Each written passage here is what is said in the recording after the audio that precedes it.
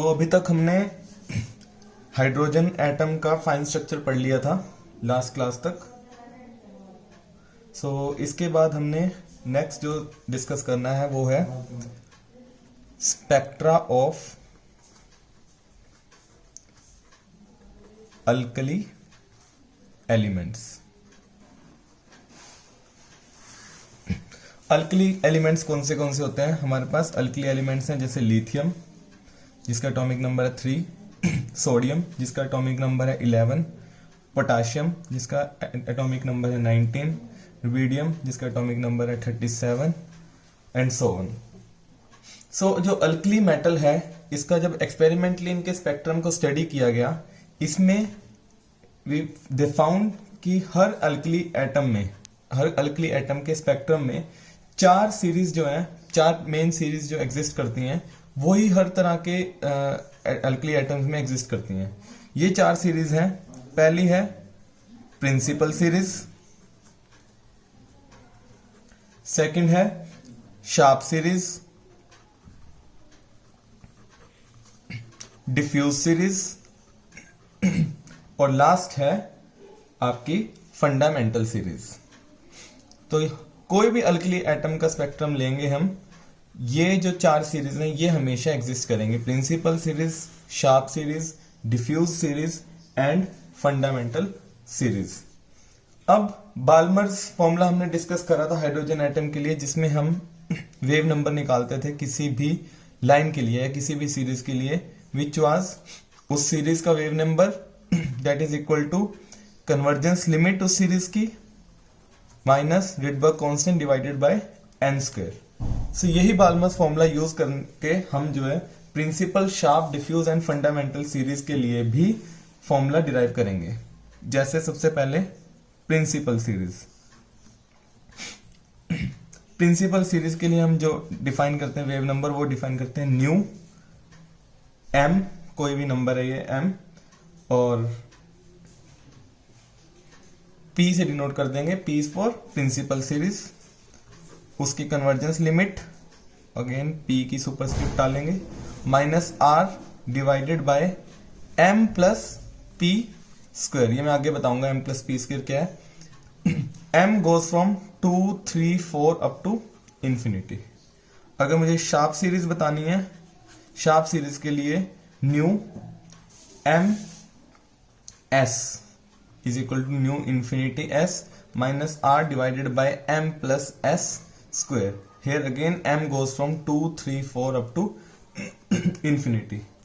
Third is diffuse series, nu m d, that is nu infinity d minus r upon m plus d square. यहाँ पे m जो है वो very करता है 3, 4, 5 from up to infinity. Last is fundamental. Fundamental series में nu m f is equal to nu infinity f minus r divided by m plus f square, where m यहाँ पे m goes from 4, 5, 6 up to infinity. अभी तक हमने ये 4 series पढ़ ली, जिसमें जो आपका न्यू इंफिनिटीज हैं they are wave number of convergence limit. और ये जो पहली टर्म है, इस पहली टर्म को हम बोलते हैं, इस पहली टर्म को हम कहते हैं फिक्स्ड टर्म। और जो ये सेकंड टर्म है, ये वाला पोर्शन, इसे हम बोलते हैं रनिंग टर्म। ठीक है। जो ये P, S, D और F हैं, इन्हें बोलते हैं रिडबर्ग करेक्शन। हर सीरीज के लिए रिडबर्ग की कुछ करेक्शंस लगी होती हैं, तो P, S, D और F को कहते हैं हम Rydberg correction for every series. तो आपकी हर सीरीज में एक फिक्स टर्म एग्जिस्ट करती है और एक रनिंग टर्म एग्जिस्ट करती है। अब बेस्ड अपॉन दिस फॉर्मूलाज और एक्सपेरिमेंटली जो फाइंड किया, उसमें कुछ फाइंडिंग्स थी जो रिडबर्ग ने नोटिस की गई। ये फाइंडिंग्स बड़ी इंपॉर्टेंट है।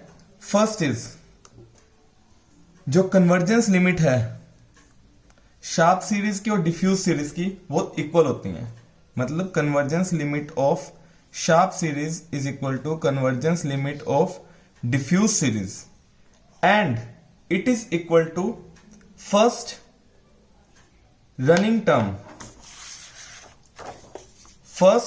Term of principal series. Principal series की फर्स्ट रनिंग टर्म क्या होगी, r अपॉन फर्स्ट टर्म के लिए m2 हो जाएगा, r अपॉन 2 प्लस p का square. So the fixed limit of sharp and principal series is equal to first running term of principal series that is r upon 2 plus p square. तो ये पहली जो notice था। Second is the convergence limit of principal series is equal to the running term of sharp series with m is equal to 1।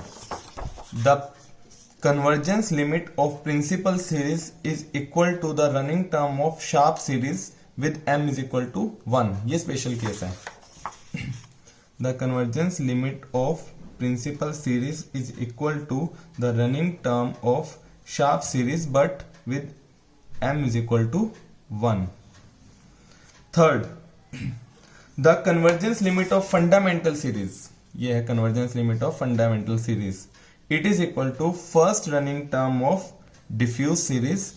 First running term diffuse series की क्या है, m is equal to 3। तो ये दोनों equal हो जाएंगे। That is the convergence limit of fundamental series is equal to first running term of diffuse series। अगर मैं ये ऑब्जर्वेशंस को इंप्लीमेंट कर दूं अपने मेन फॉर्मूलाज में, तो आपकी प्रिंसिपल सीरीज क्या बन जाएगी, अब प्रिंसिपल सीरीज बन जाएगी nu M P is equal to, principal series की फिक्स टर्म क्या है अब, r upon 1 plus S square minus r upon m plus p square where m goes from 2 3 4 up to infinity. Sharp series क्या बनेगी, nu M S sharp series की fix term क्या है, r upon 2 plus p square minus r upon m plus S square, फिर m goes from 2 3 4 up to infinity. Diffuse series nu M D diffuse series की again fix term है r upon 2 plus p square minus r upon m plus d का whole square, but यहां ध्यान रखना है m जो है वो 2 से नहीं 3 से स्टार्ट होगा, 3 4 5 up to infinity. And last fundamental series, fundamental series के लिए nu M F is equal to, fundamental series की फिक्स टर्म क्या है, r upon 3 plus D square minus r upon m plus F square. यहां पे m very करता है from 4 5 6 up to infinity. तो ये सारे फॉर्मूलाज आपके बन गए for principal, sharp, diffuse and fundamental series. अब इसमें दो लॉज हैं जो कि आपके 1 या 2 नंबर के क्वेश्चन में आ सकते हैं। First is Rydberg Schuster law.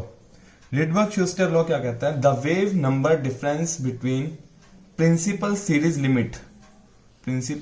Limit and sharp series या फिर diffuse series limit. The wave number difference between principal या शार्प या प्रिंसिपल और डिफ्यूज वो हमेशा इक्वल होती है wave number of first line of principal series. मतलब मैं कह सकता हूं r upon 1 plus S square minus r upon 2 plus p का स्क्वायर, क्योंकि तो दोनों सेम ही है। So r upon 1 plus s का whole square, convergence limit of principal series minus convergence limit of sharp या diffuse series, it is always equal to first line of principal series. First line of principal series क्या होगी, m जो है जब 2 होएगा, new 2p। तो ये है Rydberg Schuster law. Second is Runge's law. Runge's law क्या कहता है, the wave number difference between diffuse series limit and fundamental series limit, it is equal to the wave number of, वैसे ही wave number of first line of diffuse series. मतलब r upon 2 plus p square minus r upon 3 plus d square that will be equal to first line of diffuse series. First line of diffuse series में m कितना है 3d। तो ये आपका ranges law आ गया। ठीक है, नेक्स्ट आपका इसी तरह से शॉर्ट क्वेश्चंस में आपके पास आ सकता है रिड्स कॉम्बिनेशन प्रिंसिपल। अब रिड्स कॉम्बिनेशन प्रिंसिपल क्या है वो मैं सिंपली बता देता हूं। रिड्स ने ये कहा, अब आपके पास 4 चीफ सीरीज आ गई, principal, sharp, diffuse and fundamental. वो कहता है कि इसके अलावा भी बहुत सारी सीरीज एग्जिस्ट करेंगी ऑब्वियसली स्पेक्ट्रम में, ये 4 सीरीज नहीं आएंगी, लेकिन जितनी भी सीरीज एग्जिस्ट करेंगी एक अल्कली स्पेक्ट्रम में, आप इन 4 मेन सीरीज से आप नई सीरीज को बना सकते हो। कैसे बना सकते हो? उनको ऐड या सब्ट्रैक्ट, उनका सम या डिफरेंस करके किसी भी तरह से it is possible to find out all other series of the alkali spectrum. ठीक है, सो एक एग्जांपल लेते हैं। जैसे प्रिंसिपल सीरीज है, प्रिंसिपल सीरीज हम कैसे लिखते थे, दोबारा से बता रहा हूं एक बार, r upon 1 plus S square minus r upon m plus P का स्क्वायर। एक तो इसकी नोटेशन देख लो, जब भी इसको नोटेशन में लिखना है हमेशा इस तरह लिखी जाती है 1s minus mp where m goes from 2 3 4 up to infinity। Similarly अगर शार्प सीरीज लिखनी है, शार्प सीरीज हो जाएगी 2p minus ms, again m goes from 2 3 4 up to infinity। तो ये अपनी चीफ सीरीज में से आती है। एक प्रिंसिपल भी चीफ सीरीज है और शार्प सीरीज भी चीफ सीरीज है। अब रिड्स ने क्या कहा कि आपने अगर नई सीरीज को प्रिडिक्ट करना है, आप क्या कर सकते हो, you can just simply change this 1s और 2p। 1s को चेंज कर दो 2s 3s 4s 5s में, या फिर शार्प सीरीज में 2p को चेंज कर दो 3p 4p 5p, इस तरह से। मतलब जो नई सीरीज आएगी उस सीरीज को बोलते हैं हम कॉम्बिनेशन सीरीज। तो पहले मैं कॉम्बिनेशन प्रिंसिपल सीरीज अगर लिखूं, कॉम्बिनेशन प्रिंसिपल सीरीज, जिसमें क्या हो जाएगा, आप लिख सकते हो 1s को किससे रिप्लेस कर सकते हो, 2s से, 2s minus mp where m goes from 2 3 4 up to infinity। Similarly 3s minus mp where m goes from, यहाँ पे m 4 5 6 ऐसे एग्जिस्ट करेगा, यहाँ पे m जो है क्योंकि सिंस 2s आ गया है तो m जो है यहाँ पे 3 4 5 up to infinity जाएगा। सिमिलरली अगर आपने कॉम्बिनेशन शार्प सीरीज बनानी है, शार्प सीरीज में 2p रिप्लेस हो जाएगा, किससे भी कर सकते हो 3p 4p 5c। जैसे 3p से किया 3p माइनस ms, तो 3 यहां पे आ गया तो m जो है यहां पे 4 से स्टार्ट होगा up to infinity. 4p minus ms, यहां पे m स्टार्ट होगा क्योंकि यहां 4 आ गया, तो 5 6 7 अप टू इंफिनिटी। तो अब एक नोटिस करने वाली बात ये भी है, अब हमने ये पढ़ा हुआ है कि इसे हम फिक्स टर्म बोलते हैं और इसे हम रनिंग टर्म बोलते हैं। नोटिस करने वाली बात ये है, जो ये वाली कॉम्बिनेशन प्रिंसिपल सीरीज थी, इसकी जो फिक्स टर्म्स हैं, ये वाली fix terms, they are included in the running terms of this sharp series. 2s 3s है, यहां पे देखो 2s भी आ जाएगा 3s भी आ जाएगा। मतलब fix term of principal combination principal series are included in the running terms of sharp series. Similarly fix terms of combination sharp series are included in the running term of principal series. इसका मतलब जो आपने नई series बनाई है predicted series, they are actually combination, sum या difference है of terms of chief series. ठीक है, इसीलिए इन सीरीज को हम कॉम्बिनेशन सीरीज बोलते हैं। और इस possibility and the possibility of their occurrence is known as Ritz combination principle. ठीक है।